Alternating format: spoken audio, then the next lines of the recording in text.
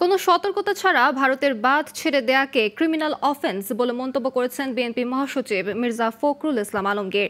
সকালে জাতীয় প্রেস ক্লাবে এক স্মরণ সভায় তিনি মন্তব্য করেন। আর আলাদা কর্মসূচিতে বিএনপি চেয়ারপারসনের উপদেষ্টা জয়নুল আবদিন ফারুক অভিযোগ করেন, হাসিনার প্রেতাত্মারা এখনও ষড়যন্ত্রে লিপ্ত। বিস্তারিত আওলাদ বাবলুর প্রতিবেদনে।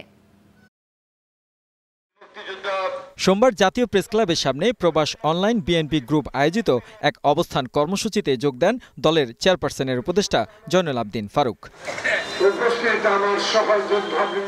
এ সময় তিনি জানান, হাসিনা সরকার দেশ থেকে পালালেও তার দোসররা প্রতিদিন নতুন ষড়যন্ত্রে লিপ্ত।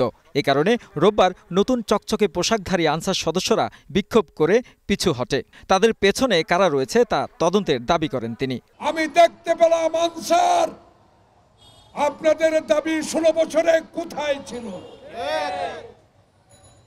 ডক্টর ইউনূস ক্ষমতা বসার পরেই আপনার দাবির মধ্য থেকে গুলি আসে কেন?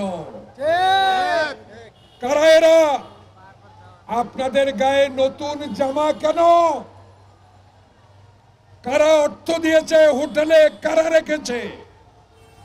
এসব তদন্তে বের হবে। পরে জাতীয় প্রেস ক্লাবে আব্দুস সালাম হলে সাবেক প্রধানমন্ত্রী ও জাতীয় পার্টির চেয়ারম্যান কাজী জাফর আহমেদের নবম মৃত্যুবার্ষিকী উপলক্ষে স্মরণ সভায় প্রধান অতিথির বক্তব্য দেন মির্জা ফখরুল ইসলাম আলমগীর। তিনি বলেন, যেভাবে বন্যার পানি এসেছে এটা ক্রিমিনাল অফেন্স। জাতীয় নীতিতে ভাটির দেশ হিসেবে বাংলাদেশকে সতর্ক করার দরকার ছিল, যা ভারত সরকার করেনি বলেও জানান বিএনপির মহাসচিব। এই বন্যা এসছে যেভাবে, এটা আপনার নিঃসন্দেহে একটা ক্রিমিনাল অফেন্স বলে আমি মনে করি।